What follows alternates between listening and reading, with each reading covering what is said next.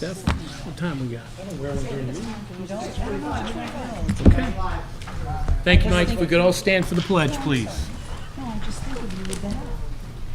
Something was missing. Doug, can you lead us in the pledge, sir?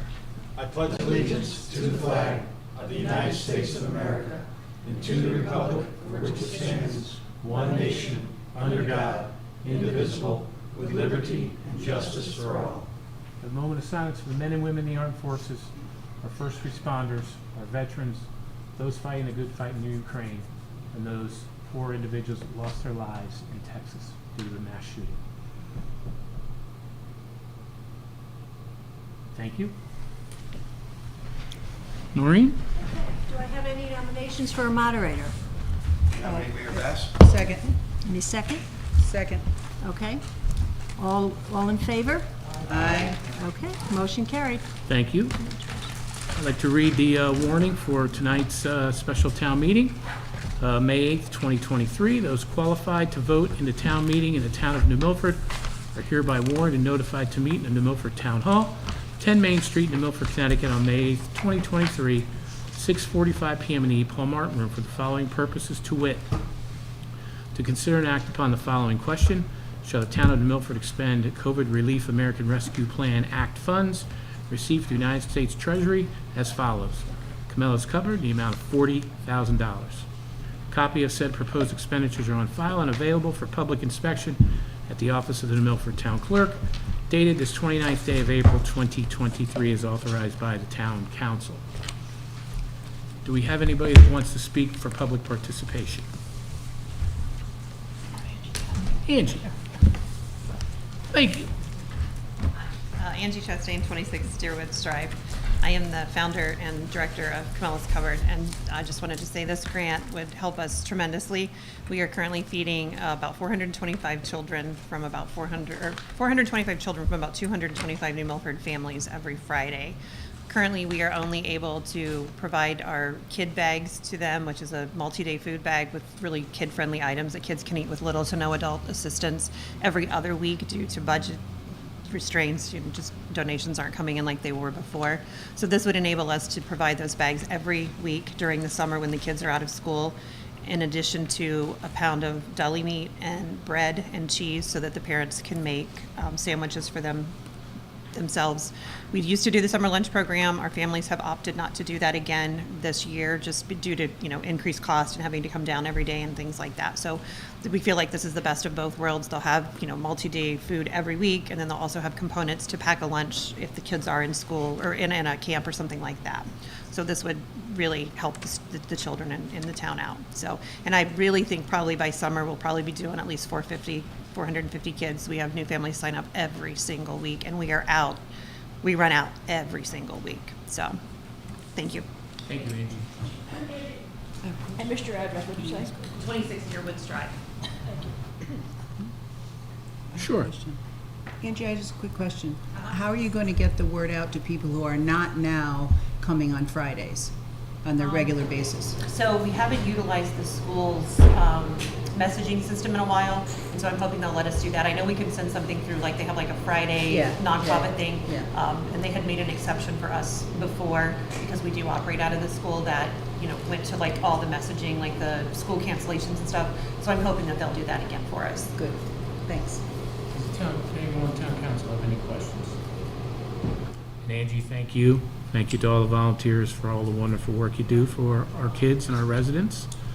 And with that being said, I'd like to entertain a motion to approve the $40,000 request from Camellas Covered. And do I have a second? Any discussion? All those in favor? Aye. Opposed? Any abstentions? Thank you. Thank you, Angie. And I'd like to make a motion to adjourn this special town meeting. So moved. Any discussion? All those in favor? Aye. Opposed? Any abstentions? Thank you. And we'll be, for regular town council meetings, at 7 p.m. So thank you, everyone. Thank you all very much. Thanks, Angie. Thank you, Angie. Thank you.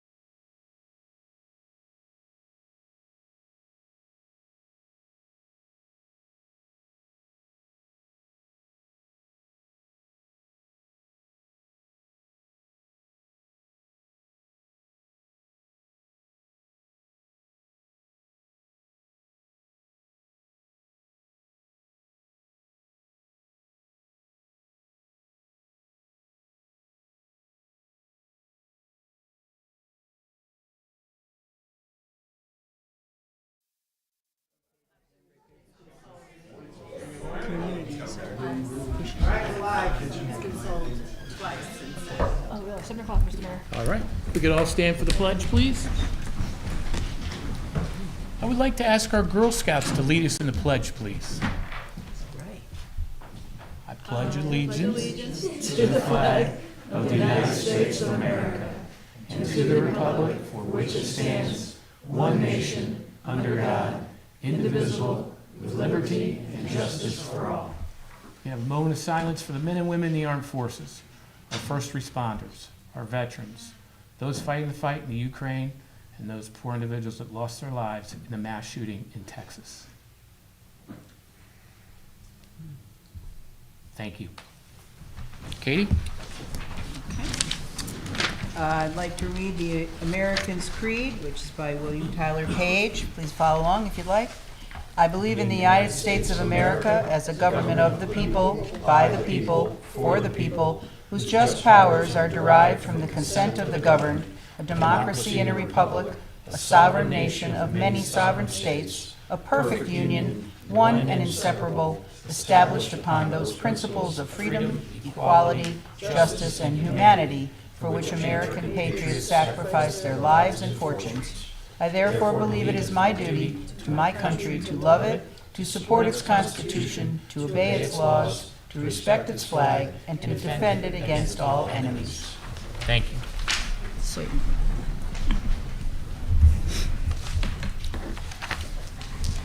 Next, do we have our DECA students here? Oh, we can do public. There they are, okay. Are you going to do public? Of course. Huh? You can do public. Oh, I'm sorry, we have to do public participation first, I'm sorry. Sal? Yes, Could ma'am. We're waiting for ladies. For Kathy, okay. Could we have, Sal, could we have our Girl Scouts go first? Because I see they're here. Ladies and gentlemen, Okay. okay. you on? Just, if you guys could give me your names at the very least, before you go. Steph, I'd say it okay, just first names, right? Yeah, Just your first name is just fine. your first name. Okay. Hi, I'm Emma. Hello, we are Girl Scout Troop 40067, and we are working on our Bronze Award. The Bronze Award is the highest level award for Girl Scout juniors. A few months ago, we came up with the idea of finding alternatives to rodenticides and pesticides. Some of these alternatives are plants, such as basil, marigolds, catnip, rosemary, and oregano. Companion planting and integrated pest management is a safer option. Hi, I'm Emma. Over the past few months, we have visited local businesses and organizations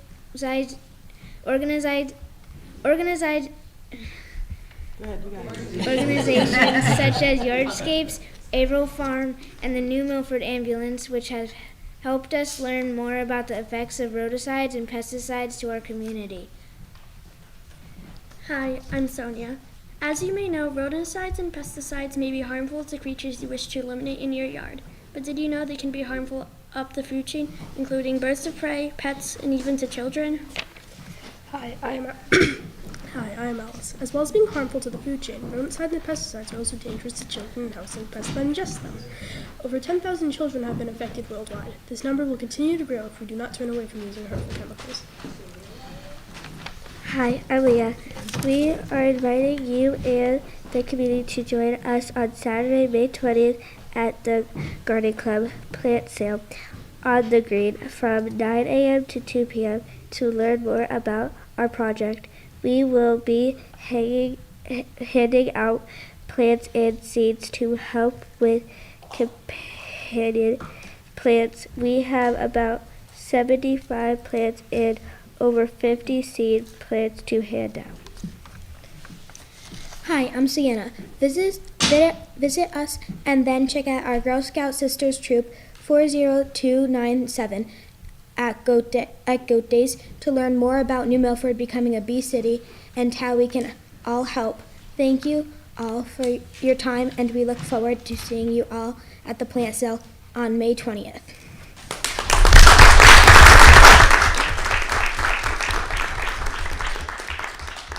Ladies, that was outstanding. Wonderful. Outstanding.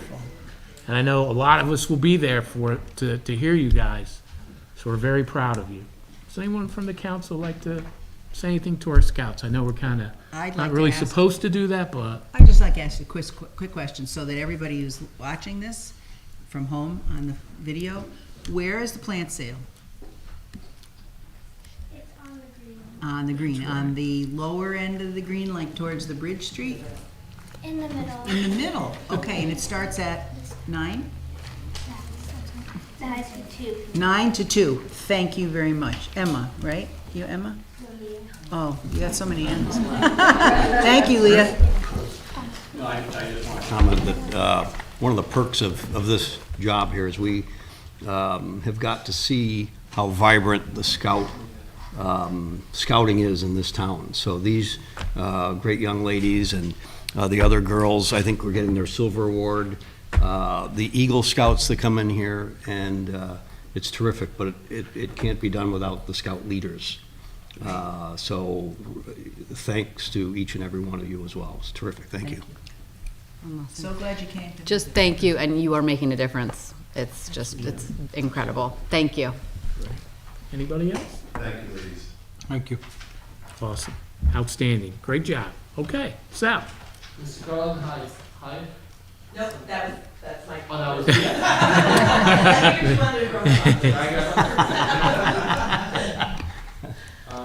Veranza?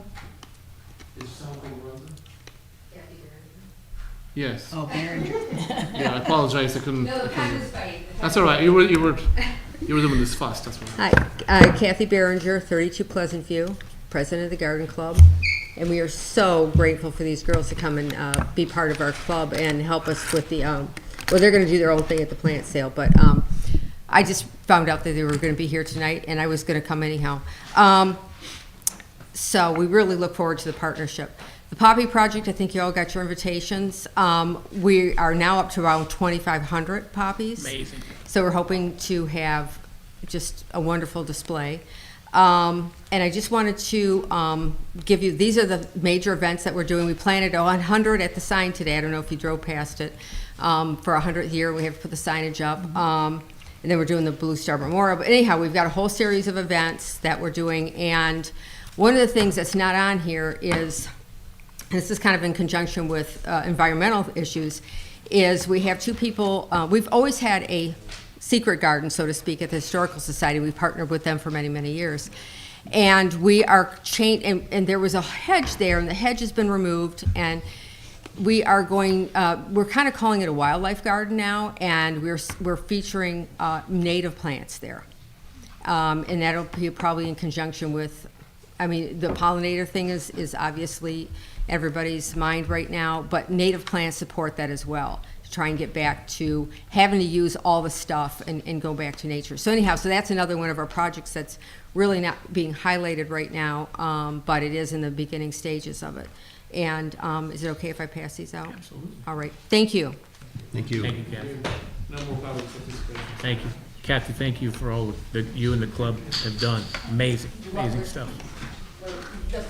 I mean, the weather's broken, and it seems like all the needs to be planted. They didn't even have the plants at Meadowbrook yet, so it Wow. was, you know, you're like, no, you're a little too early. So we're hoping this week. We're hoping to get everything done this week. Thank you for the seeds. Thank you. Thank you. You're Emma. Okay, thank you, Emma. Thank you, I Emma. love marigolds. Thank you. That's okay. Oh, I like the Girl Scout. No. And it's got the Girl Scout sticker. Yeah, I went to see the movie and stuff. I got one from the cool? movie. With the little scout thing. Isn't that awesome? They're awesome. Is Debbie up here? 2,500 poppies. Oh, Oh, there she is. that's a lot of knitting. Sure is. Do you want me to read this? I'm going to stand up and give it. Yeah. Okay, moving forward. Thanks again, girls. Thank you, girls. Thank you, ladies. Thank you.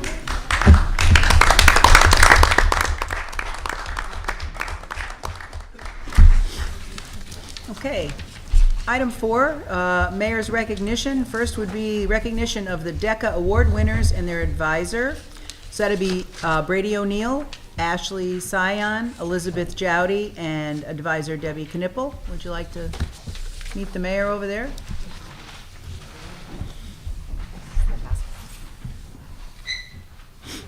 those that are watching, very, very proud of you guys. Your state competition, amazing. And being a part of DECA, future business leaders of America is going to be absolutely outstanding. And we just want to present you just a brief recognition for what you guys did the state competition. And truly, truly amazing. So, I'm going to start off with Ms. Knipple. She could come up first. The town of New Milford would like to recognize the New Milford High School DECA for their accomplishments at the Distributive Education Club of America state competition. Ms. Knipple, you guided the students as their advisor. Congratulations. Thank you very, very much. Appreciate it. Yes, ma'am. Thank you.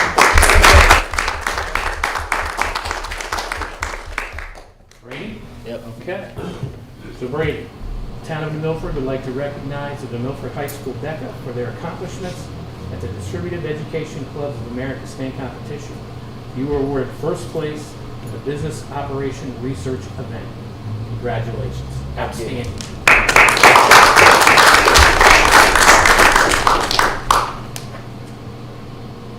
Ashley? Okay. The town of New Milford would like to recognize the New Milford High School DECA for their accomplishments at the Distributive Education Club of America state competition. Ashleen was awarded first place in the Principles of Marketing events. Congratulations.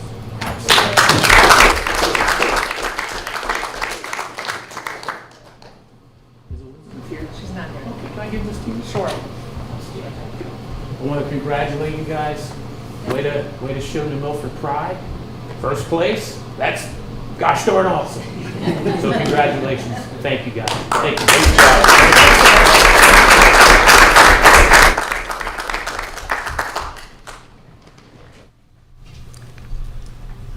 Are we doing the basketball team? Wait a minute. They're going to come next week.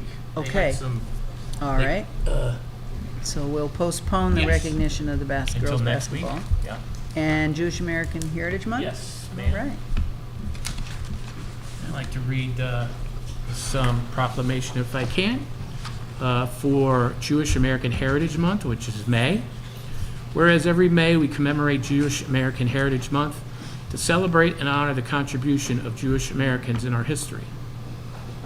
Embedded with the legacy and collective memory of violent persecution across the globe, Jews have long found hope in America's promise of freedom, justice, opportunity, and religious liberty. The heritage, culture, and contributions of the Jewish community adds to the diverse tapestry of the American society. Whereas the first American Jews arrived in 1654, when a group of 23 men, women, and children fled Brazil due to persecution. For 369 years, Jewish Americans have been loyal and patriotic citizens, contributing to our nation in its countless ways. American Jews have served in government and military, won Nobel Prizes, headed university and corporations, advanced medical and health care, created and performed enduring works of art, written great American novels, become emblems of justice as members of the Supreme Court, and more. Whereas May was first proclaimed American Jewish Heritage Month in April 2006 by President George W. Bush, as we honor the legacies and achievements of generations of Jews in America, we must also dedicate ourselves to learning about ongoing struggles with anti-Semitism in our society and commit to mitigating this persecution and hate. Resolved, I, Pete Bass, Mayor of the town of New Milford, do hereby designate the month of May 2023 as Jewish American Heritage Month. I urge all citizens to join with representatives of the Jewish American heritage in activities, events, and ceremonies designated to pay tribute to the Jewish American heritage and to recognize the substantial contributions they make to the town of New Milford. In witness thereof, I have undue set my hand and caused the seal of the state done at the New Milford, Connecticut, this 8th day of May, 2023. Yes. Thank you, Katie. Okay. Moving on to item 5, consent agenda. I'd like to move that we approve the consent agenda items 5A, prior minutes, B, tax collector, and C, parks and recreation. And Katie, could I ask that you change the number for the tax collector? Instead of it being $21,893.48, speaking with Brian, it should actually be $1,893.48. 1893? 48. 48? Yes, ma'am. Okay. I see there's a, yes, there you go. You have a second? Second. Thank you. Any discussion on the consent Just have agenda? one amendment to the minutes. Page 6 of the minutes, it says, Ms. Ram thought the procedure of how the commission would work was important. I actually asked for clarification of the procedure that the mayor was suggesting the council use to draft the ordinance. I wrote it down if you want. Should I? Yeah, I'll take it. Is that it? That's it, okay, thanks. Okay. Yes, one thing, Mayor, I'd like to, for Parks and Rec, they would like to say thank you for the donations they received for the 8 Mile and 5K road race. $50 from the Barkery Boutique, $500 from All American Waste, $250 from Picarelli Enterprises, $250 from Savings Bank of Danbury, and they're requesting that the monetary donations be deposited into the Recreation Revenue Account 104-505-00-44709. And they would, again, like to thank these people for their generosity. And we have a motion, and do we have a second? Second. Yeah. And that's with the amendments? clerical changes. Clerical changes? Yep. Okay. Any other discussion on the consent agenda? All those in favor? Aye. Opposed? Any abstentions? Thank you. Item 5, report from Student Advisory Board. We got a call back from them a little bit earlier this afternoon, and the members have some student stuff that they need to do, so they asked for that to be pushed off to the next meeting. Okay. Their monthly meeting was just concluded at 6:30, and they were scrambling for other things. Okay, all right. Mayor's comments. Thank you, Katie. First, I've had a few people ask why our flags are lowered at half-staff, and Governor Lamont had ordered the flags would be lowered today, or actually started yesterday, for the victims of the mass shooting in Allen, Texas. The flags will be remained lowered until sunset, Thursday, May 11th. This week is Nurse Appreciation Week until the 12th of May. And this year's theme for Nurse Appreciation Week is Nurses Make a Difference, Anytime, Anywhere, Always.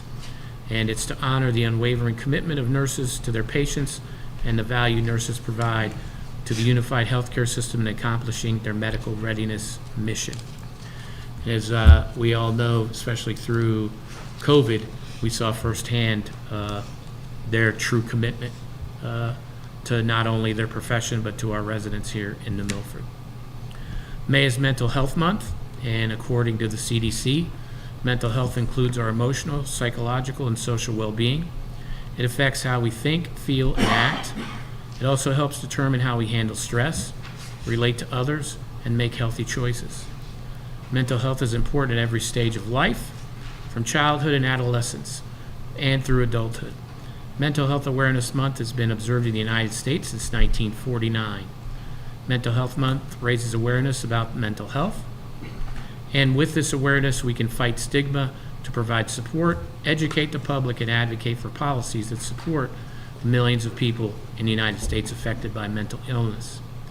And some of the statistics is 50% of all lifetime mental illness begins at the age of 14. 75% by the age of 24. So I think if we all can do our part and advocate, especially for those suffering from mental illness, I think is best for everyone. I'd like to talk a little bit about events that we're going to have going on here in New Milford. Starting off with this coming week, the Farmers Market opens. So it'll be opening day from 9 a.m. To noon. You also have the plant swap, same thing that we talked about before, sponsored as we talked about here, by our wonderful garden club. On May 13th as well, at 10 a.m. to 3 p.m. at St. Francis Church is the Knights of Columbus car show.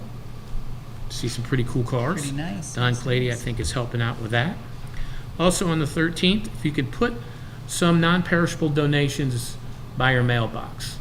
Our wonderful postal carriers are helping stamp out Hunger Food Drive, and that's to benefit the New Milford Food Bank.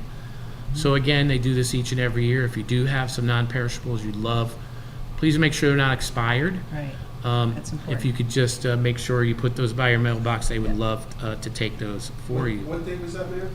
That is Saturday. on Saturday, May 13th, which is this coming Saturday. On May 14th, from 10:30 a.m. to 11:30 a.m. on the middle green is free yoga for those that may choose to want to do that. It's there from 10:30 to 11:30. And then on May 16th, 17th is the Len Deming preseason pass sale.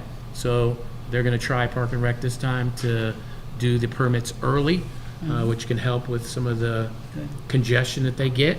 So if you get a chance, please, and that's from 9 a.m. to noon on the 16th, and then on the 18th from noon to 3 p.m. at Pettibone. 18th or 17th? 18th. 16th and 18th. Tuesday the 16th, is that Tuesday? Yeah. Yep. Also on the 13th, 4:30 p.m. at the bandstand, it's Buck and the Buckshots. Okay. They're going to be performing, kind of opening up the concert series that we're going to be having, so All right. that'll be awesome. As we all know, Buck is a longtime member in New Milford, and he's got Yeah. a pretty big following with this Yes, band. he does. So if you get a chance, please come down and check out Buck and the Buckshots. On May 19th, 20th, and 21st, from 10 a.m. to 5 p.m. on Youngs Field is the third annual Goat Days. And this year they're bringing a carnival with them. So that'll be great for the kids. A great chance to get down and see a lot of the vendors that are down there. A lot of good food, goats, bunnies, all sorts of great I things. think it's an extra day as well. It's Friday, And a Oh, carnival. yeah. Saturday, and Sunday. No. lot of good food, goats. That's right. Okay. Thank you, Alex. Scratch that. Don't forget that comma. Don't forget the comma. There you go, right. On also, that was good. That was good. Also on May 20th, at 10 a.m. to 2 p.m. at Len Deming, they're having their family fun day. So you get a chance to either go to Goat Days first and then Len Deming, or Len Deming then Goat Days. And they're also going to be doing their kids fishing derby as well Oh, good. up at Len Deming. And that's free to the public. On May 21st at 6:30 p.m. is the first Rock the Block, and it will be Struggle Monkey. And this year, thank you to the Bank Street Group, they're going to have 5 Rock the Blocks this year. So that should be truly amazing. And as Kathy from the Garden Club had said before, May 28th at 1 p.m. at the All War Memorial on the Green is the dedication of the Field of Poppies. And as she said, there's going to be over 2,500 poppies. That's Yes. going to be amazing. That's right. Then on May 29th, starting at 8 a.m. is the Gaylordsville Memorial Day Parade. And they go from the parade grounds up towards the firehouse. And then at 10 a.m. right down here in downtown, we're having the Town New Milford Memorial Day Parade.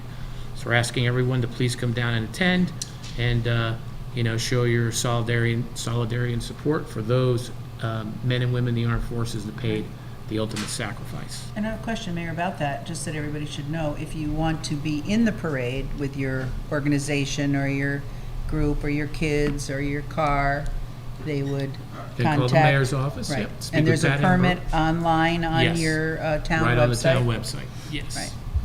And the number is 860-355-6010. On June 3rd, from 10 a.m. to 2 p.m. at Pettibone is the Park and Rec's townwide tag sale. It's their second year that they're doing this. So it continues to grow, so that's great. June 4th, from 11 a.m. to 4 p.m. at Pettibone is the Pets in the Park. They're going to have animal blessing ceremony. There's going to be face painting, vendors, ice cream trucks, hot dog trucks, and it's right by the playground at Pettibone. So definitely get a chance to go down and see that. On June 4th also, locations around town, and I'll have more information at our next meeting, is going to be the walking tour of the Great Fire in New Milford of 1902. Right. It took out pretty much 3/4 of the town. June 11th, from 10 a.m. to 3 p.m. on the Green is the Women's Club 26th Annual Teddy Bear Festival. And June 12th, at River Oaks is the Knights of Columbus Golf Outing, and that starts at 10 a.m. And then on June 14th, at 6 p.m. right here in the Milford Town Hall, is the dedication of the Blue Star sign, which is going to be a great event, and thank you to the Garden Club as well as that. And then lastly, on the 15th, 6:30 p.m. on Bank Street will be the second Rock the Block Anchor Management. We have lots and lots of other stuff going on, and each time we come to Town Council, we'll add more and more to the list that we have. Could I mention one that wasn't on the list? Absolutely. For May 20th? Sure. May 20th is a Saturday, from 9 a.m. until noon. The Rotary Club, they do a day of service each year, along with the United Way. We had a hygiene drive and a adult incontinence product drive in February. What we're doing is collecting things to combat what's called hygiene poverty, and it is a thing. And what that stand really represents is that people who are crunched in their income cannot afford to buy toothpaste or soap or shampoo or cleaning products or menstrual products, all those things, as often as they need to or want to. So it brings about clothes that are not as clean. Kids go to school and they're made fun of. The house can't be as clean. They have to make a decision between toothpaste, just brushing with no toothpaste. I mean, these are little things to some of us, but it's a big deal. So the 20th, that should be in the paper, and it's online, is any hygiene product that you use. We'd love a donation. Awesome. Thank you, Mayor. Katie. Appreciate the time. Also, some quick congratulations to the Milford High School men's boys tennis team for their 5-2 win over Massac. They're currently 6-0. Yeah. Pretty That's amazing. tough. Again, congratulations. We talked about them before. The New Milford High School ladies softball team, they beat Immaculate 2-1. They're 12-4 on the season. Also wanted to thank Alessandro and the Silo, as they, in concert with Kids in the Balcony, as they gave 30 of our students and 20 chaperones a chance to go to Carnegie Hall to listen to songs by Barry Manilow at no cost to the chaperones and the kids. And I stopped there. It was amazing to see the kids very excited, Well, yeah. right, Katie, about them going to Carnegie. Oh, how Not just amazing Barry is that? Manilow, although we all love Barry Manilow, but also they weren't sure who this person was. It was Dionne Warwick, and she sang, and it was the New York Pops. Yeah, they were a little. They didn't know who this woman was. You know, it was a little old for them, but yeah. And want to thank the Girl Scout troops. I want to thank Isabella, Laura, Elizabeth, and Miranda. They came before us before talking about Bee City.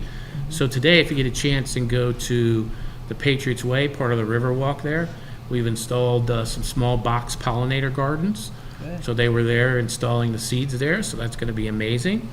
And I spoke with Mark Menken, and in the northern field, they're going to be installing 1 million wildflower seeds Good. for the actual beauty of it, and also the pollinator. pollinators as well. Also And want no to mowing. Congratulate the New Milford Greenway 14U baseball team, as they won both their games, back-to-back games in a doubleheader. Tyler, he pitched a no-hitter as they won 10-0, 91 pitches, 14 strikeouts. Nice. Amazing. Nuts. Want to congratulate Yokohama Restaurant for Connecticut Magazine's Best Restaurant Reader's Choice, Japanese food in Litchfield County. And for those that have been there, they know how good that is. Yeah. Also want to thank Kristen Gizzy and Bright Path Childcare, as they did the Touch a Truck event up in Litchfield Crossings. They also, the New Milford Police Department, did the child seats for those in need as well. And want to thank all New Milford Police Department, Water Witch, the emergency vehicles, construction, and garbage vehicles that were there, so the kids could see them and see how they work. So that was pretty cool. Wanted to thank Iron Law for their pig roast that they had up at the VFW. And for those that don't know, Iron Law, they help provide funds for those in law enforcement that have a financial need. So you have to thank them. And they also have been very supportive of our New Milford Cadets program. Katie, thank the Rotary Club. You guys did your shredded event. Absolutely. And I stopped in. There's lots of people there getting their documents that need to be in a safe way Lots of bank statements. shredded. Absolutely. They're gone. And wanted to remind the public that on the 16th of this month is our budget referendum. And the polls open from 6 a.m. to 8 p.m. in all the polling districts. If you don't know where your polling district is, you can call the mayor's office, 860-355-6010. we'd be glad to tell you where your polling district is, or if you need a ride to the polls. Again, we're asking everyone that can possibly come out to come out and vote on this budget referendum. And lastly, for the youth agency, I wanted to thank Mary Beth and Lori, who in tandem with our youth agency director, Jason O'Connor, we'll talk more about this at our next meeting, as they have opened up for the fall what's called the PK Club, which is a pre-K initiative that we're going to be doing through the youth agency. And also want to thank Prevention Manager Brian Hembrook on that as well. Lastly, infrastructure. I know Jack is in the back there. Real quick, some of the road work that we're going to be doing. Right now we're doing Candlewood Lake Road North, and I believe they may have started, Jack, today or tomorrow, the actual paving of it. They started today. Okay. We're going to do Mockingham Lane, Buckingham Road, Ode Northville Road, Burnett Road, South Main Street, Middle Street, Bostwick, High Street, Edgewood, Ledge, Big Bear, Little Bear, Bear Hill, Mine Hill, Greenview Road, Prospect Place and Prospect Place Extension, Popular Street, Greenview Road, and Mine Hill Road. And that's the things that we're going to be doing: road rehabilitation, mill and pave. I'll be updating the council on our chip seal program that we'll be doing in tandem. And then, Jack, the date for Grove Street when we're going to be doing our rubberized chip seal, do you remember what Right date? now, it looks like 2 weeks from now. Okay. We were going to get confirmation on it. They got pushed back a little with the rain. So it looks like 2 weeks from now. So we'll get the signs out there. That will be an inconvenience. And we'll be updating the council and the public as well. And rubberized chip seal helps prolong the life of a road. This is a road treatment that the DPW team does. We're going to be doing that with Grove Street. The first thing you'll see at night, they're going to be taking the lines off of the road. They need to do that first. And then they'll be putting in the rubberized chip seal. And we'll be notifying the public when it comes to that, because that is a major thoroughfare. It's a big collector road, so we're going to want to get as many people as we can to take alternative routes as we work on that road. Real quick, from our building inspector, Bill Murphy, last week we did 53 applications for permits. 50 inspections were done, 67 permits were issued. We're still seeing strength. In 1 week? Yeah, still seeing strength in development here in New Milford, and I'll continue to keep the council updated. And that's it, Katie. Okay, thank you, Nick. Yes. This past week, I think you had your first annual community prayer breakfast. Yes, ma'am. And I was Thank you. curious about that. Absolutely. I'm sorry I couldn't attend. I would love to know what faiths you worked with to hold it, and who paid for it. So, the faith leaders, right? We have Justin, who is the faith leader for the group.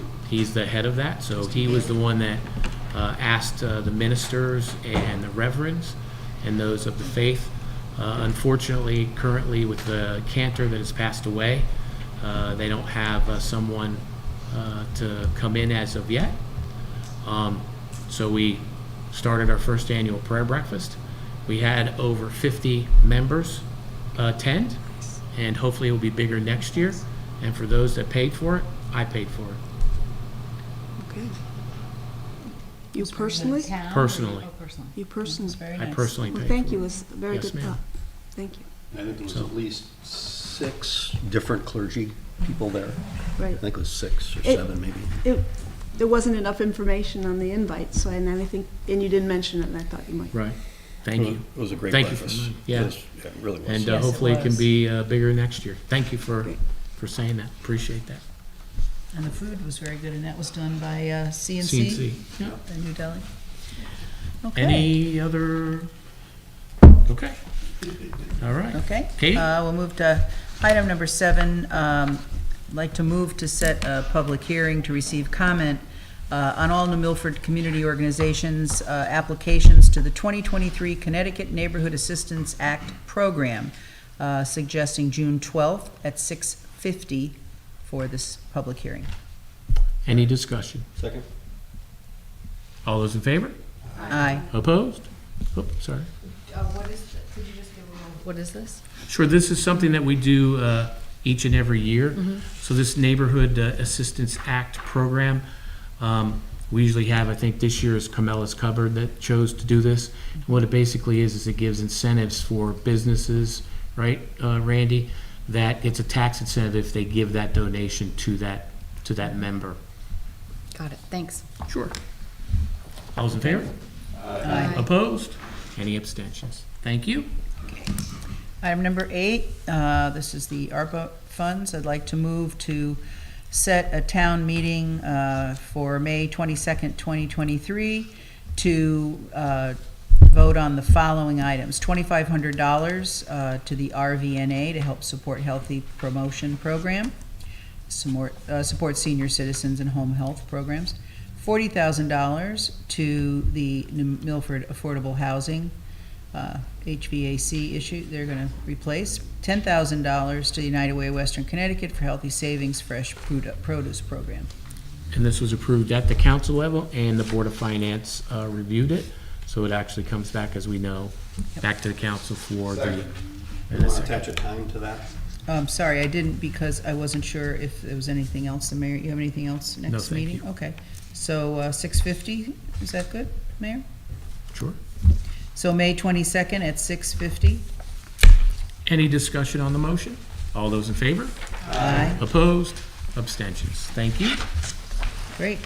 Item 9, Mayor, you have several items here. So the continued discussion on possible action on the creation of an opioid settlement committee.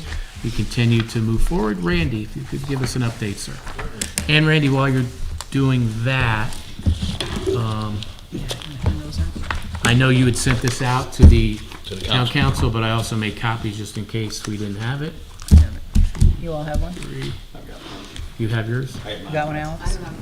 Sure. 4.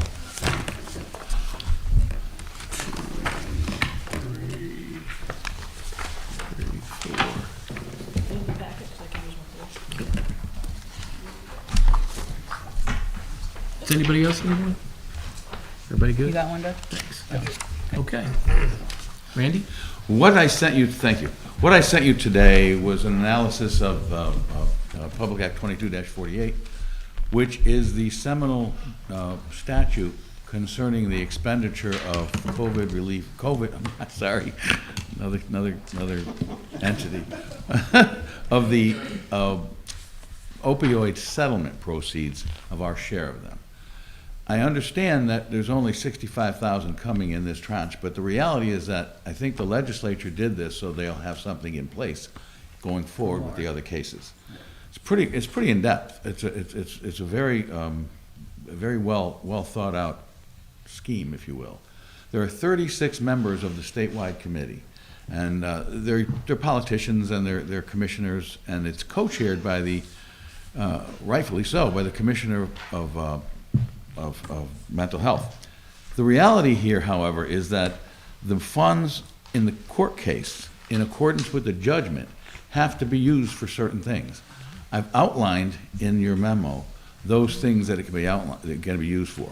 A lot of them are gross categories, overall categories. If you take a look at the definitional section, that's what dovetails with the required uses. So the fact is that what they try to avoid, obviously, is people having their pet projects or pet this and pet. It has to be a direct application for relating to the opioid use. And the town is, of course, or the government agencies, the towns, are, of course, entrusted with that. But there is oversight. The oversight is the Department of Mental Health and the advisory committee, which is that 36-member committee I talked about, also does some oversight. They make the actual approvals of the disbursements that is going to happen. What happens if you don't follow that? Well, there's no clawback provision in this statute. There is, however, a suspension provision.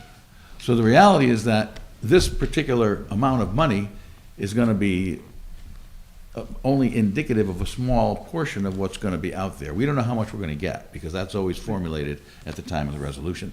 But we don't want to violate it. Not because there's a clawback, just because, first of all, it's bad policy, and secondly, we don't want to forfeit any future potential gain. So the interesting part of this statute is it dovetails with other funds that we may get from whatever source derived. So you probably want to have this committee that you do appoint subject to that too. In other words, to take ideas and use them when we get other funds from other sources, just because it's a good idea. Now, the town council has to be the ultimate determiner of whether the funds are paid out. But the recommendation would come from your local committee. And as long as that committee understands the constraints, limitations, and rights that are provided by the statewide program, then there should be a pretty smooth transition.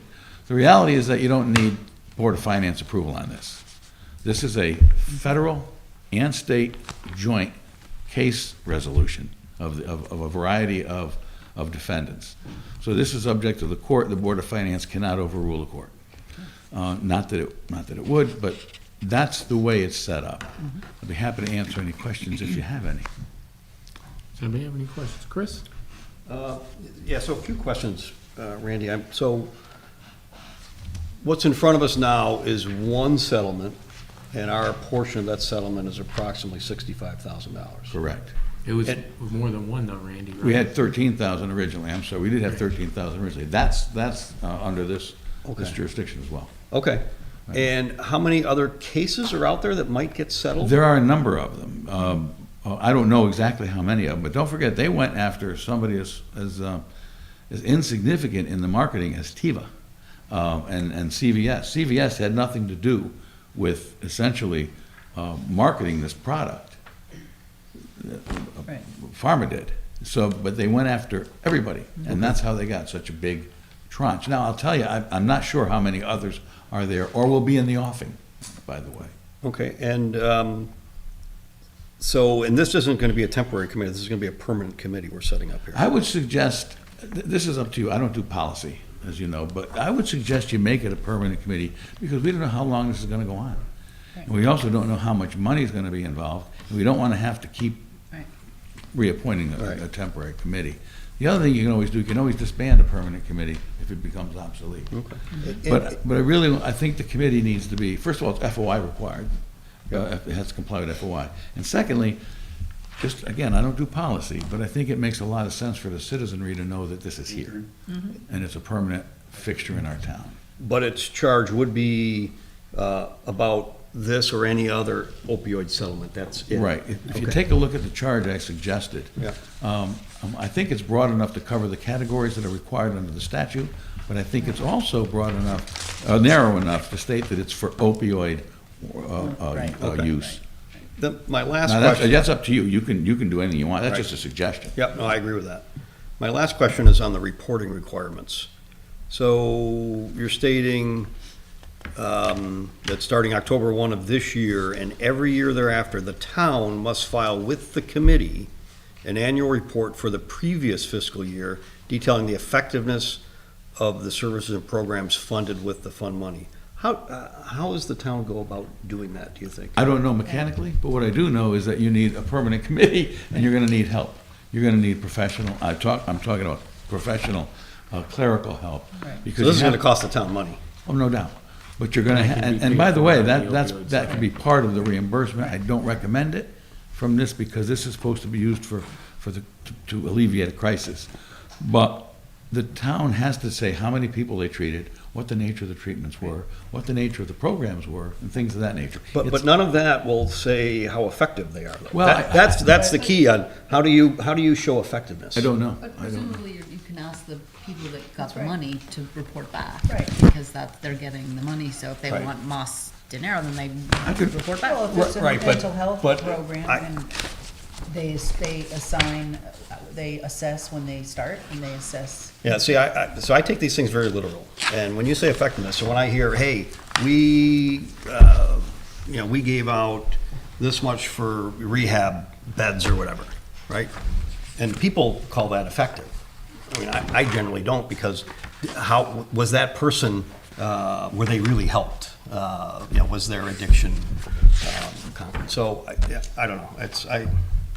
And I worry that what the cost to the town might be putting these reports together We're going to have hours and hours of clerical time. The cost of the clerical work. Can the clerical and comes everything from- be out of the settlement? That's Yeah, what I thought, yeah. right. No, I'm gonna tell you, here's what, The optics are that great on that. I just, I don't either. Yeah, I agree. Here are the, Money here, out of the fund to cover our, you know, our, whatever it is. So the taxpayers should pay it? Costs. I think it's just bad optics. The Well, that's- beneficiaries That's of right. the money Right. should You know, report it's- back. and It should Randy, be on I have a them. question. If you could can I just. finish my Oh, yes, answer? of course, I'm sorry, I thought you were done. The statute reads as follows. On or before October 1st, 2023, and annually thereafter, recipients shall file with the committee an annual report for the prior year. And that report shall state a description of how the recipient used the money for their intended purpose. That's critical, because you want to stay I compliant. agree with that, yeah. Number of individuals served, Okay. delineated by race, age, gender, and any other relevant demographic factor, which shall be reported in a de-identified manner. So nobody's identified here. Yep. A specific analysis of whether the infrastructure, program, service, etc., reduced mortality or improved prevention, treatment, harm reduction, or recovery outcomes. So that's I don't know how you empiricize that. I don't know how you get data for that. But you can probably for death. You can. Yes. But I don't know. Yes. I just don't know. There is data that says that in this year, or this 6 months, that we had 32 people who, that doesn't necessarily mean we, now this is data out there, just like I use data at United Way. So it says 32 people entered a program for X, drinking, okay? 12 of those people left the program, 10 stayed, and 10 will continue in another program. And then all the other delineating items, which are not, that's just the data that they want. So again, you're But asking. in terms of effectiveness. I know, you're asking None of about. those people, you don't know if they really helped. But I didn't hear effectiveness in that. No, that's a conclusion. The effectiveness is a stated conclusion. But they want to know, they want empirical data to answer Right. Chris's question. That's right. what Katie's saying. And that's what Katie's saying. Right. That data is available. What I That meant, data does that prove But- effectiveness. No. Right, I think I don't that's think any of what, it does. I Right, mean, how do you right. say it's effective if, this year it was okay, but then they relapse next But year? they're- I mean, there's no way to really. but you have to do it in context, Effective, in yes, context of right. what's going on. So And I Chris, tell you, it's these meetings, effective use of the funds, that 32 people started, well, unfortunately, 10 may have dropped out at some point. Right. But that 12 stayed in, and 10 other ones graduated into whatever state they wanted to be graduated in. So its effectiveness is really termed by what you're doing, not necessarily based upon, I know what you're saying, you want to know, did it come out perfectly? Was it effective? Did it help everybody? Right. Right, that's a tough. And that's slope. because if you're Well, dealing in. but that's what the words in front of me say. Well, it's Right. details of the effectiveness of the services and programs Right. funded. So if their mandate is to do X, Y, and Z, Yeah. and they fulfill X, Y, and Z, they were effective. I mean, Right. so I think it's really, the burden is on the beneficiary of this Correct. money we're gonna say, you're gonna be held accountable. To report. For this information, or you can be able to provide it. the effectiveness will be determined by the state committee when you read the reports. Right. That's what they're supposed Right, to but do. to And- Hillary's point, it's a good point. and- The people who are actually getting this money have to report. Yes. It's part of the criteria Right. of reporting. And in their report, what they should do, if they're used to doing reports, and let's just take beds, as you were saying, for people, they're accustomed to doing this, and they describe how they term the effectiveness of what they've done, which is really, as Hillary said, the onus is on them. So we should know that at the time we vote whether to fund them or not. Exactly. What they did not define, Chris, is they did not define recipient. Right. So if we give it to a 401, Jesus, if we give it to a 501c3, I had a meeting before this. I'm pretty sure I know what that meeting was about, too. And I had to drive You got down. another grandchild, so you got a whole lot. I got 8 now. And I had to drive down from the northernmost town to here, so. Congratulations. So if there's a 501c3 that we give, let's say $10,000 to, Right. for their program, do we have to report? Or are they the recipient? Okay, they have to report to Well, us. this says we have to report to the committee. We have to report to the committee. I don't think we can lay that off on them to Yes. report. They can report to us.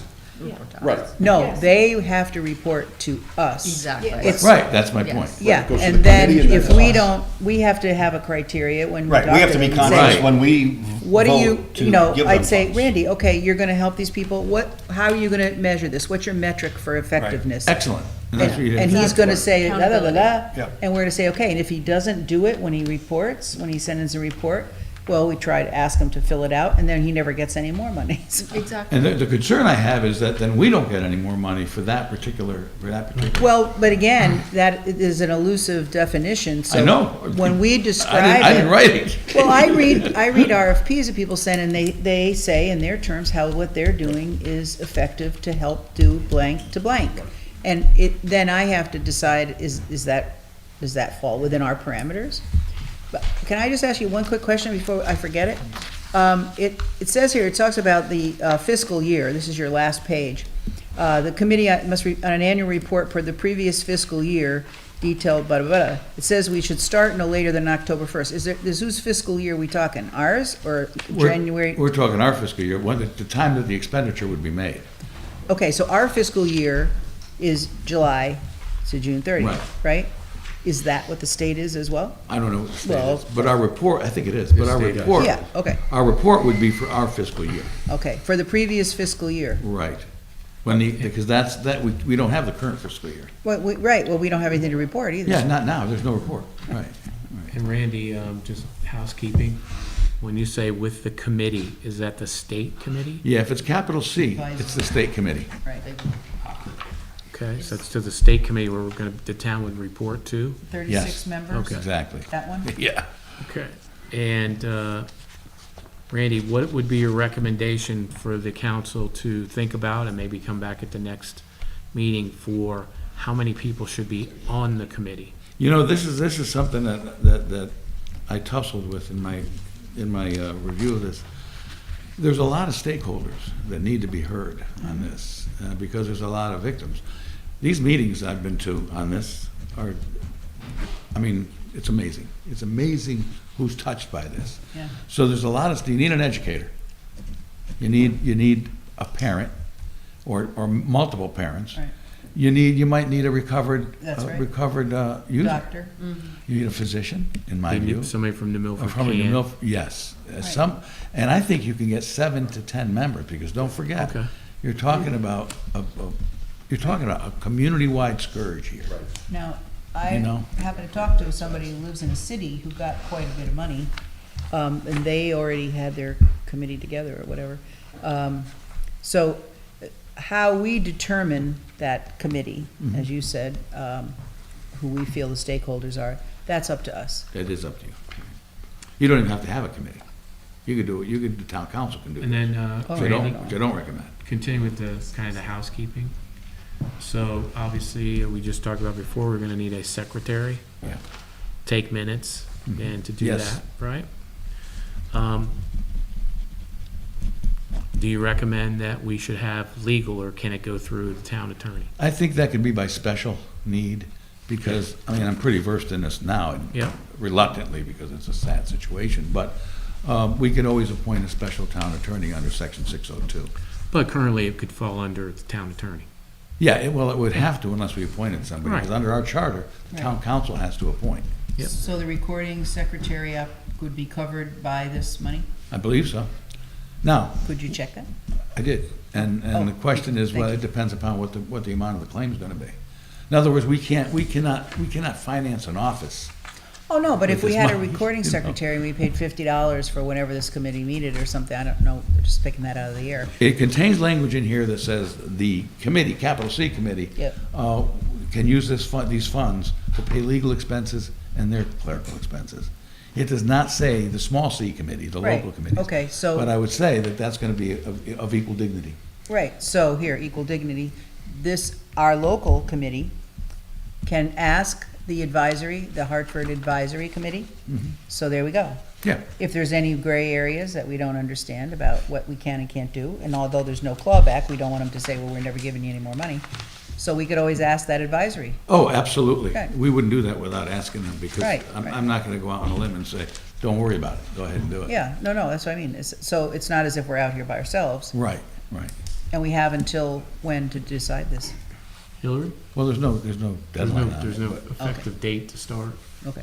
I was But- just wondering, with the 65,000 and anything coming, have we set up a special revenue fund, or where is that I money? have to ask Greg, I think he has that in a special. Separate, and it's Yeah, yeah. named But separate. I'll ask him Okay, that. yep, that would be important, I think, to do right away. 'Cause I just have a comment kind of on this is the fact that we're setting this up now based on funds coming out of settlements doesn't mean that this group could also, in the future, if there's something on a federal level of funds coming to fight this, let's say all of a sudden this becomes a part of the federal budget and there's town monies received, this committee transitions to that very easily, right? Because we've already setting it up with doctors, parents, educators, recovered addicts, anybody else. So I'm just saying as an added benefit, if, and we want this scourge to go away, of course, but I'm not that confident it's gonna happen that quickly. If down the line, this turns out to just go from a settlement to where all of a sudden the federal government is financing towns of specific money, depending on the size or what your crisis is, this committee would be ready to do that and recommend back to us where those funds could go. So I'm just saying, as another add-on, that's something that this committee eventually could morph into. And if the settlement money dries up, but there are federal funds, that'll be in place already, and we'll have experience with that. Yes, and that's why I recommend it be a permanent committee. So you have that ability to adapt rapidly. We could even modify the charge. That charge, by the way, is only a suggestion. And that's only to make sure we comply with this particular act. I mean, you know, we have a lot of very nice feel-good committees, but this one is going to have to be populated with people. Yeah. This is going to have to be real professionals that have hands-on experience with this, parents that have been through it, people are hands-on. This is not a, you know, I'm just going to do a good thing committee. Yeah, yeah. You know, they all are, but this has got to be staffed with professionals. No, it's not the New Year's Eve party committee. Yeah. No, I agree, this committee's long overdue to be, now it's starting in infancy. To Chris's point, effectiveness could take a while to show up, because it's a step program, and a lot of these people are in a bad way, so it could take a long time. A lot of us have been affected by it personally, so it's a long time coming, and I'm glad the town's gonna step up and address this issue and use these funds, but, you know, effectiveness could be 6 months to a year to 2 years, but that's the committee's job to get that data and come in front of us and say, hey, we're progressing and we're finding out and we're getting more people, and you know, a lot of people don't know where to get help, so this is a start as well. You know, they're lost and they don't know, go to a hospital, whatever, so this could be an outlet for them. So I'm glad that it's starting up, because it's a much needed thing. So. And that's one of the categories. Well, we're speaking of in terms of that sort of thing, but when you look over the statutory definitions, one of the things on here is Narcan distribution, syringe take back, public awareness campaigns, such as let's just say the billboard. Yeah, right. So there are things like that, which that's a perfect example, Hillary, of how to gauge effectiveness of a billboard, which NM can just put up another one about, you know, don't do whatever it is. Don't do. How do you know? There's an example of trying to judge effectiveness, Right. but it has to be done. So you do it. Sorry, one last question. Sure. Is there any? So I think it was 300 million that Connecticut got, right? Is Something in about that. So is there any indication that they're going to be allocating based on the first data that they get from the towns in a year? You know, that there's been Going forward, the data that we provide shows that these have been really effective, and therefore we get more money, or is that it's not going to be weighed like that? I don't know whether it will be or not. Well, I inquired as to whether the reporting has to do with the future allocation. I asked that, and we did a couple of lawyers, 3 or 4 lawyers, and I discussed that. But there's no answer to that. Okay. Was the initial allocation based upon, I thought I had read, not just the size of the community, but the impact? Yeah, the effect. Yeah, right. And that's one of the criteria you'll see in the, Yeah. they talk about in the statutory definitions. And as cases come along, which they will continue for a while, it could turn out that there's more than we know. Yeah, this is serious stuff. One last question, I think. Is the Big C Committee obligated to come out with an annual report Yes. compiles all the Yes, states, they are. and Yes, they they are. show the effectiveness of, They do, yeah. that would be really good. to And by see. the way, once a decision's made to distribute funds, it's ministerial, it's automatic. You don't, they can't exercise political Right, discretion or right. things of that nature. Yeah. Once that's done, it's called a ministerial act. When they write the word ministerial, it means there's no discretion. Once that decision's made to pay that money, you can't be cut out because it's for political reasons. Well, and I can't see them, if you have a committee or don't have a committee, taking money away from a town that needs it because they don't have a committee set up, right? I mean, it's not going to... I don't think so. It's not the committee that's important, it's the use of the funds. Right. Right. So as I said, you can have the legislative body, the town council, make a determination that here's what we're gonna do without a committee. Right. It's just, I don't know if that's responsive to the citizenry, that's all. Right, no, I don't think so either. As you said, Tom, when I was speaking with Randy, it seemed the best thing to have really the professionals really decide on this rather than, the council or mayor. Right. To decide this, because this is very, specific use, specific needs to a population that, has been severely impacted by opioids. Yeah. Mary Jane? I just want to say, I'm glad to see that they're including a person who's been affected by it, their medical needs. Yeah. Yeah. Because that is totally critical, because people who go Apparently, through. there's a real debilitating effect medically. Yeah, and, going through withdrawal is very serious. I mean, people die going through withdrawal, so. I also consulted with a social worker on this, who had years of experience in counseling on this, in this field. And she said that if you don't stay on top of this and you don't continue to fund it, and you have programs and professionals, you're not going to do this with a feel-good committee, as Tom said. You really need stakeholders. You need MSWs. You need anybody at that level. You need psychiatrists, Yeah, adult yeah. and child. Yeah. You need a pediatrician and a Absolutely. and a adult doctor. Absolutely. Right. So This Randy, is kind of serious staying stuff. on the statutory definitions and then the act, following up on Mary Jane's questions for the treatment. So this would include an affected person's medical needs in addition to therapeutic interventions. Yeah. So who would you suggest would be the person or persons that would validate that? You mean to validate the use and need of it? I think you have to have physicians and registered nurses to do that. Okay. Well, And would they be the ones making the recommendation to the committee? They can be used as experts to make recommendations, Right. or they can be on a committee if they'll. So they could be both? Yes. Okay. right. But this is an entity I that agree with that the that. committee would say, let's just say it's a doctor. Right. Okay, so if the committee says Dr. Smith has handled this type of thing for years, this is what he's good at and whatever, and he deals with a clinic. Right. So that clinic is who the committee says, all right, let's give X dollars to this committee.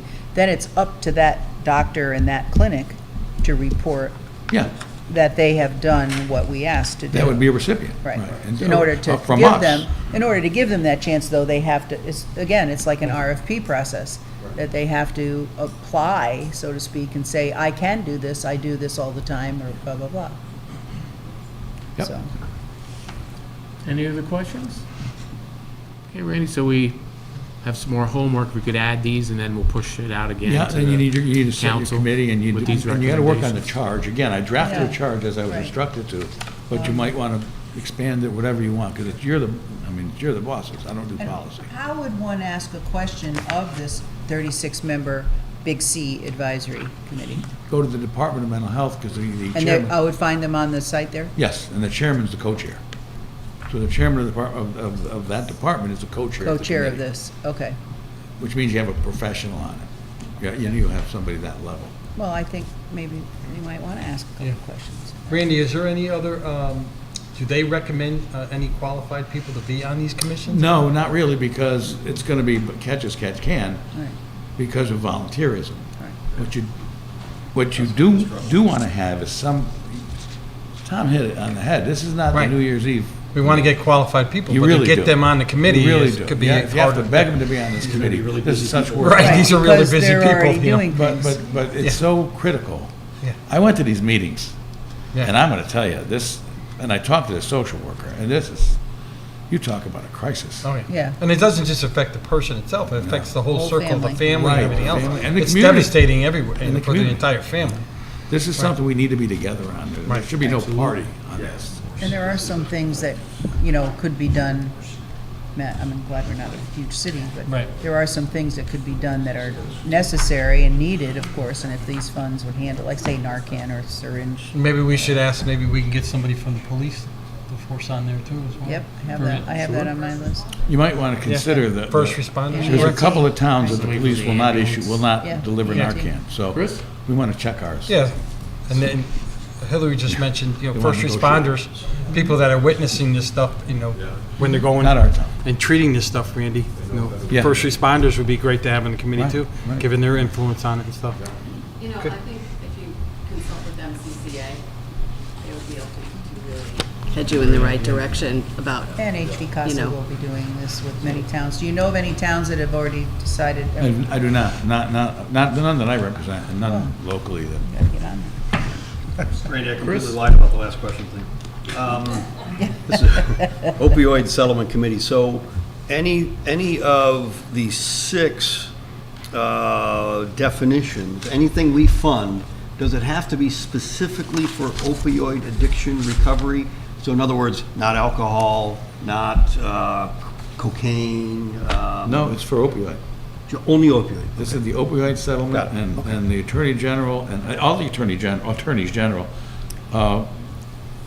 talked about opioid. Got it. Opioid Okay. scourge, they talked about, but the use of opioids. That's what it is. Okay, good. Thank you. Randy, okay, so I guess I would probably call them up and ask them, but it does say under prevention that it relates to the development and progression of substance use disorders and related harms. And, that could include drinking. Pardon? It could include drinking. It could, presumably. Subsequent and But I can't So- tell you it is, because it's not in here, so I can't. Right. No, that's what I'm saying. I think that there's somebody in this 36-member advisory Big C committee that we could ask, questions of. And if you do hear of a town that's already put theirs together, would you Sure. I'll advise the town. copy it out? Any other questions for tonight? Okay. Jeez. Thank you, everybody. Thank You're welcome. Work in progress. Okay. Next is the go very far. Okay. Don't go away. Don't go away. Why don't we get the other 5? We're continuing our discussion on the formation of a fair Fair rent rent, commission. And did everybody get a chance to see Randy's email to everybody that had the notes? Would anybody like any? I made copies so that we have them. I ran out of paper at the beginning. Thank you. Sorry. Oh, you need I one? didn't get the last 4 pages, the Tom, you first need 4 one? pages. Sal, you need one? We need a couple more, Mayor. I need one. Hillary, you want a hard copy? Alex? Okay. And one for me? Chris, you have one? I have one, but I'm okay. I don't. Yeah. Thank you. Does anybody else need one? They got theirs. Chris, you need one? No, we're all Got an set. extra one. You do? Oh.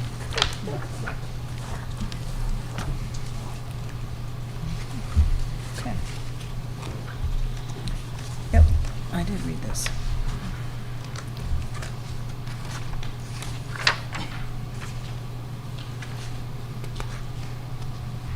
Oh, those are Chris's. Now, this must be completed by, We need to have this completed by June 30th okay, to start for July 1. right. So how will we proceed? The only hiccup I see is that there isn't a, so your email's great, very clear, but so as far as having the next iteration I of the would go- draft, for us to literally go through. I mean, I don't know if you guys want to go through the email and piece it together, or, I had asked. I would did ask suggest, you if we had any questions I try to just, yeah. tonight from this to add, Right. we kind of hash it out and then have Randy give us a the next. kind of final draft at the next meeting that we can, with all this new input that's put in. So I that would think- just be my suggestion. Perfect. That's what I was thinking.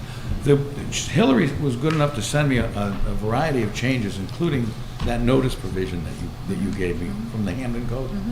And that's very easily rendered into this. All of it's, I mean, you can see my blue responses.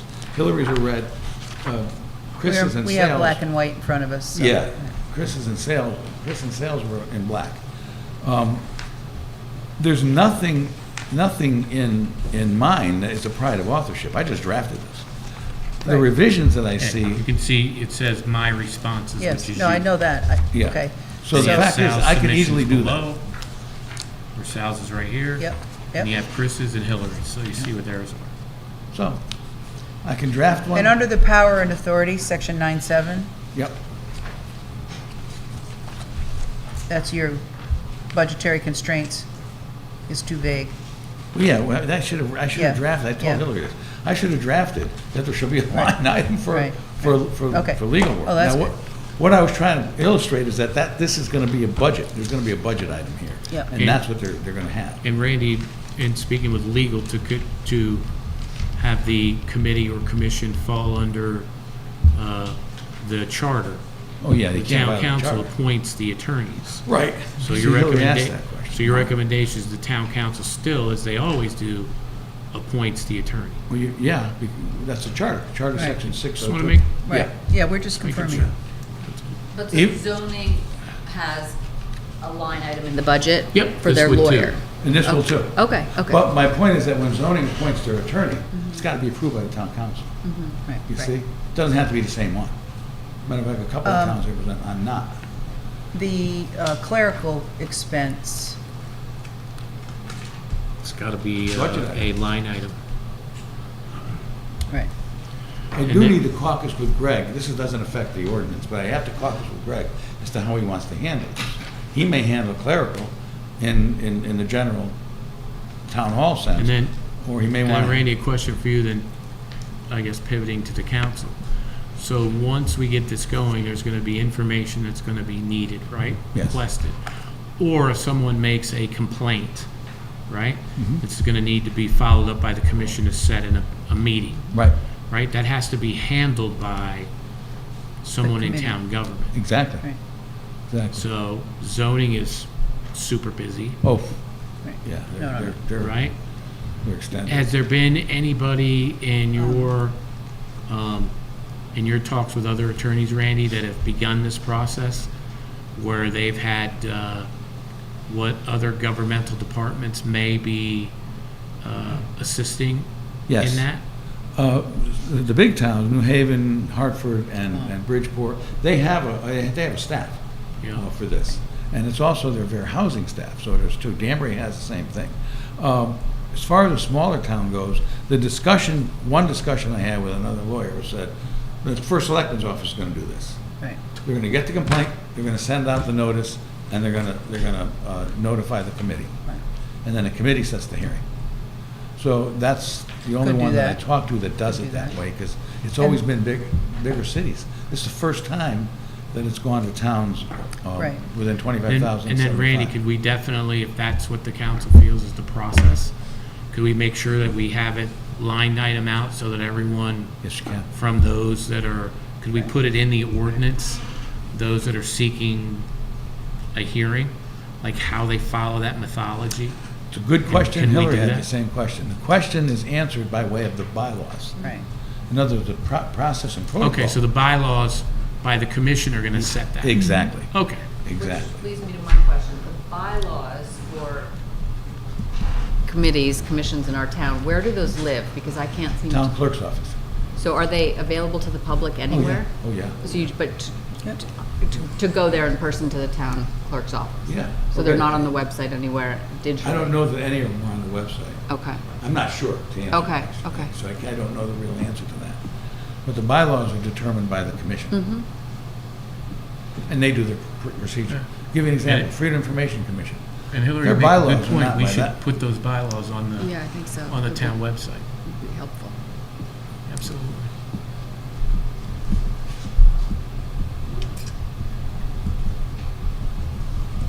So my marching orders to go ahead and create a finalized version for Yeah. review and potential To adoption. everybody's Dogs. And just so we're understanding, but all of the changes that you said, yes, that'll be in the final Yeah, version. right. Yes, Whatever's in mind. So that's gonna go in there, yeah, great. Perfect. Thank God for Word. So one other communication thing, which we talked about a little bit, was when someone has an issue with town, they send an email, we all get it, right? So if you're a renter or a landlord and you want to contact this group, do we want to have a similar way of contacting? In other words, one email, everybody sees it. If it comes through the mayor's office or however, whatever telephone they call or however, just as we do now as a group, would this 8 people do it the same way? In other words, Randy, what I think is happening is, say someone has, I have an issue and I want to hear the board. If it's coming from the mayor's office, would it be sent to just the chairman of this, or sent to all the members as town council gets My correspondence? recommendation Yes. might not be the most workable. I think it should be sent to all the members. Perfect. And the reason I say that is because, not in this committee, I've never done one of these, but how many times I didn't get that. Yes, that's right. I didn't get that. That's why I said it. So I think that it should be that way. Okay. And also, which I'm changing, Hillary wrote about this, we're gonna have an email complaint acceptable. Yeah. So there's no specific form, but they may be required to provide additional information. Yeah. Now, Once they make their complaint. Randy, I know New Haven, when you sent that to us, I looked on there, they actually have a form Yeah. that you have Okay. to fill out. I didn't know that they had a form. Do you but that's recommend? good. I do recommend that form? Strongly recommend it. Okay. Yeah, in order to have a paper trail, so to speak, of everything you need to know. And Doesn't the ordinance consistency. talk about it has to be submitted to the town clerk? Yeah. Okay. But it can be submitted by email as well. In other words, the concern was that there was a limitation on time. Right. Um, But that would take the mayor's office out. It would everything would go to the town clerk, and then she would distribute it to the commission. Except, I don't know if she's gonna take the responsibility Right. to distribute that. That's right. It may have to come from. She won't from- distribute them to the members. Yeah, I think The just town clerk for won't. a lot of reasons. And people we get emails on things that are not necessarily requiring something definite, they're just saying, hey, this guy, doesn't give me hot water anymore, or whatever. It might not need to become a federal case, so to speak. Well, but this says No. every complaint has to go in front of the commission. Right, exactly, so that's Yeah, more every reason complaint. why, if it goes through Now- his office and comes to all people of the committee, Randy, it won't get lost. is all, kind of getting into weeds a little bit, but as all complaints, valid, invalid, have to go before the commission? Everyone. There's no screening. It's like a complaint against an attorney. It So has to be. even though somebody doesn't meet the requirements that are already listed as to a valid complaint, if it was something that doesn't fit into those categories, it still has to be heard, and they would have to deny it if that Yeah, was the case, right? Yeah. Okay. Well, if somebody says, I hate my landlord, he came up to me and said, you're ugly. Well, you can dismiss that pretty summarily. That's not a. Who can dismiss it? That's not, I would return it to the individual. Without going to the commission? Right, well, the chair could do that, or the mayor could do that. Okay. The guy So called me not every ugly. complaint has to. Why? Because that's not under the jurisdiction of the statutory scheme. Right. There are specific things that the commission has jurisdiction over. The other thing is that, don't forget, the courts never had a right to determine rent. Correct. So if Randy, somebody came to a complaint with the court, it was dismissed. in your opinion as town attorney, should we, in the beginning, for best practice, should everything, even if it's something like you just said, the landlord doesn't like the fact that I'm wearing, hush puppy shoes, Uh-huh. and you're saying we can summarily dispose of that, but should everything be heard? That could be done so for assimilation purposes. Well, Yeah. wait, For because lesson purposes, but, go ahead. that's what you said, I think and it I'm the should- landlord. I think it should be. No, and I'm saying that as that landlord, that might sound like a frivolous thing, but the landlord could be retaliating in some way. Do you know, he doesn't really like his shoes, and he might be saying, putting things out at the doorway or whatever. I mean, I know we're using this as an example that he brought up, but I think you do have to listen to every single thing, at least give it credence. Well, I think. Randy, let me ask you this question, because I'm a landlord. there is some legal, I mean, legal stuff, and then somebody calls somebody ugly or doesn't like your shoes, then you're starting to get into this broader scheme of what this committee's not there for, correct? Well, you don't have I mean, jurisdiction over that. Right, so, I mean, certain things, I mean, you know, you could have all these things written up, and all of a sudden you're sitting there for 5 hours, and some guy doesn't like it, he's parked Well, no, there. but- I'm just kind of looking at Right. it as, The first now we're statement. getting into dealing with financial and legal matters. Right. And to protect the town. Sure. Right? I would think you'd want to run everything through, just have it quickly Right. denied, Well, than having with someone. the lawyer ch- being there as well. Correct. Right. Rather That's have what I- someone right. challenge the town, and then now the town is into a legal suit for no reason, because. there Because are as a people that committee are- member, you can't really, unless you have legal representation there to clarify that, I'm not gonna make that decision on the committee until the lawyer says, listen, this is what this is, because we're not lawyers up there in this committee. And you're starting to get into legality where, you know, somebody doesn't like this, or somebody threw something at me, whatever, that's a whole different world, as opposed to rent restrictions and my rent going up, and so it's such a broad. But you need to hear. I know, I understand that, but it's such a broad brush, you know, that I'd want a lawyer sitting there for every complaint, because as a committee member, you can't vote on something like that without Chris? legal stuff.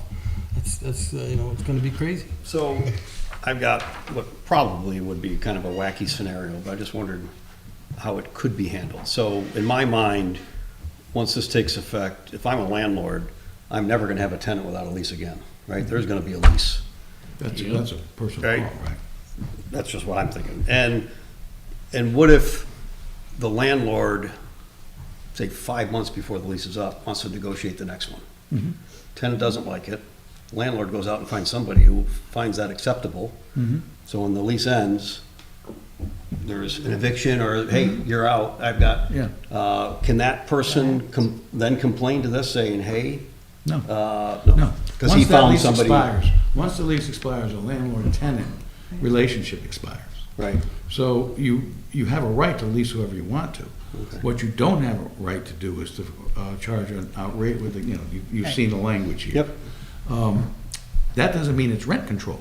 That doesn't mean that somebody can go to the commission and have the rent set ahead of time. Right. Or complain that, hey, my landlord doesn't want me there, he's gonna send rent to somebody else. They're not gonna interfere with that contract.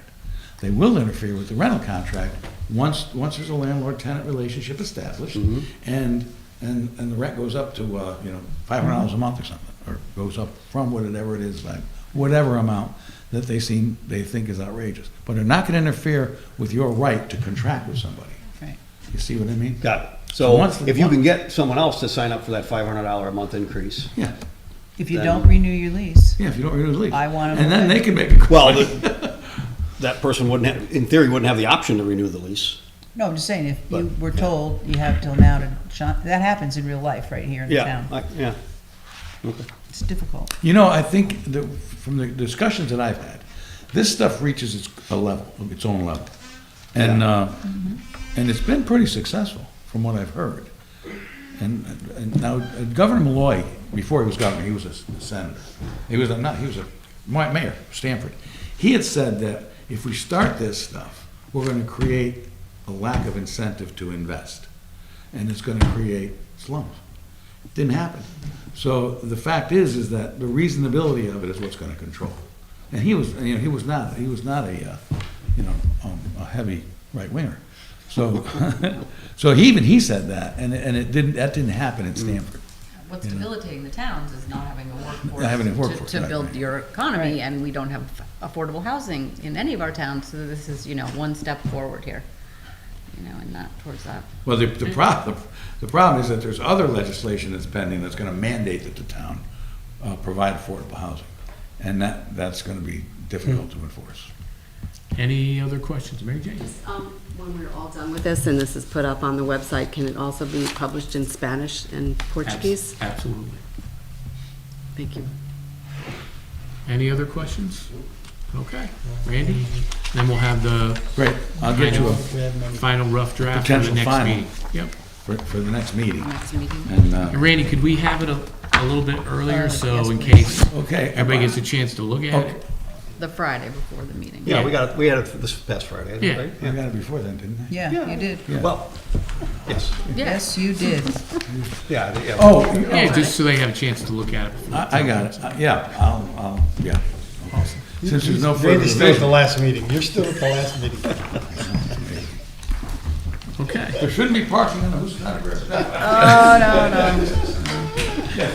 Okay, so we're moving to 9C? Yep. Okay, item 9C, I'd like to move that we approve appropriation of $10,000 of funds from contingency account number 1098000589000 to building maintenance police station account 104-90121-56910 for purchase of a backup air conditioning unit for the IT room. And we have our, we have a second? Seconds. Thank you. We have our IT director, Dave Watson, and we have Jack Healy, our DPW director.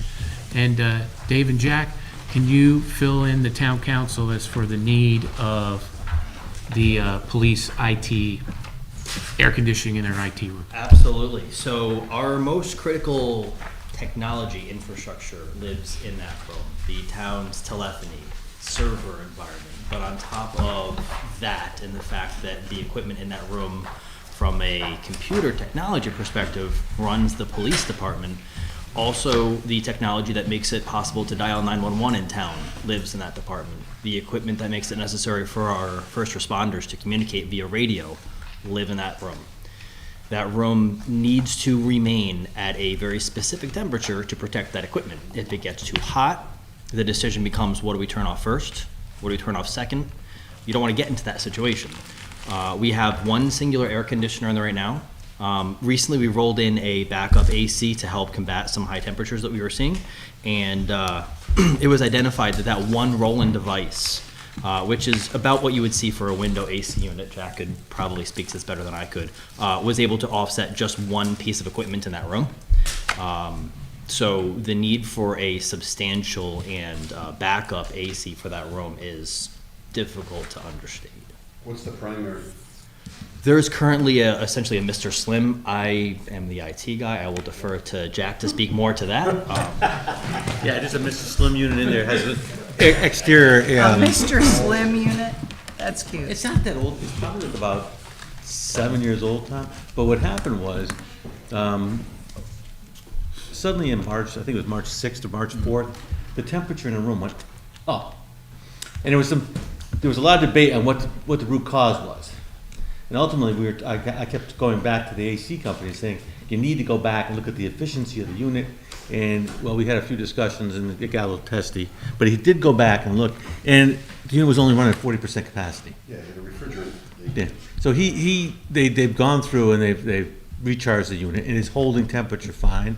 But as soon as that unit goes down, that room shoots up to it goes over 100 degrees.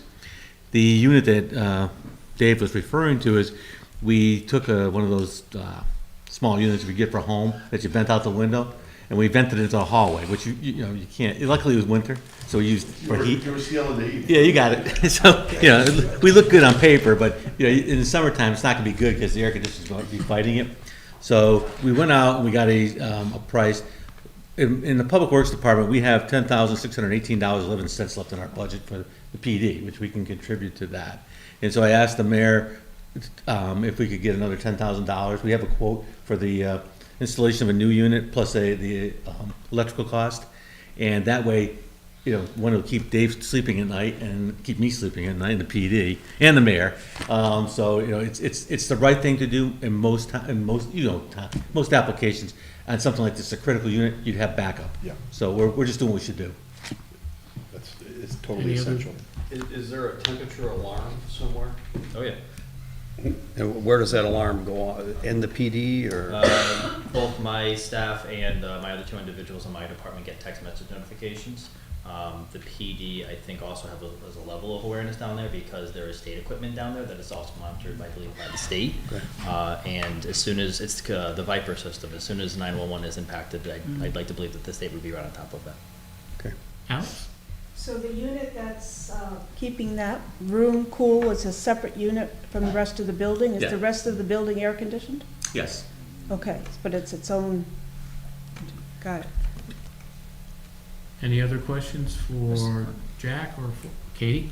And will this take care of, for the near future, whatever you want to call that, to the capacity that this can cool will be sufficient?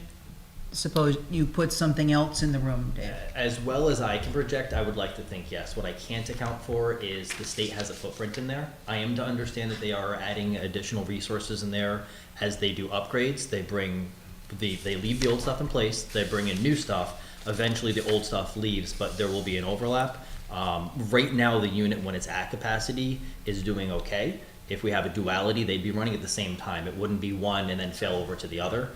So if one of those units is able to keep the room cold and they're both used in correlation, I'd like to believe we So should what do you're going to those. put in could help into the future to some degree. I know you don't know what they could do. Right. But it's not the maximum amount that you're at now. No. Thank you. It's actually, we upsized the unit. That's So what I we- thought. We That's put what the I new wanted one you to in, say. it'll be the primary, and the current existing one will be the backup. That's it. 42. Thank you. That'll do that room. How big's the room? Oh, the room's maybe 10 by 10? I think it would fit in this. The heat load from the equipment It's is huge. enormous. I'm doing 36 rooms at Metropolitan Hospital, IT rooms on 17 different floors, so those rooms get hot. You have a battery in there too? Yeah, we have a few batteries in there. The state has their own batteries as well. So the idea of town was we upsized it, Yeah. that's what, and since this will be the new unit, it'll become the primary, and the older unit will be the backup. Whatever the new unit is should come with at least a 10-year warranty. If the guy's not, make sure he's a certified Yep. contractor for any one of those manufacturers. They'll give you a 10-year warranty on that. Yep, I believe it also. Any other questions for Dave or for Jack? We have a When will you motion be and a second. All those in favor? Aye. Opposed? Any abstentions? Thank you, everybody. Thank you, guys. When will you be putting Sal? To adjourn? Second. What? All those in favor? Aye. Opposed? That's what I thought. Any abstentions? Thank you, everybody. Thanks, Dave. Thank you, everyone. Thank you. Thank you.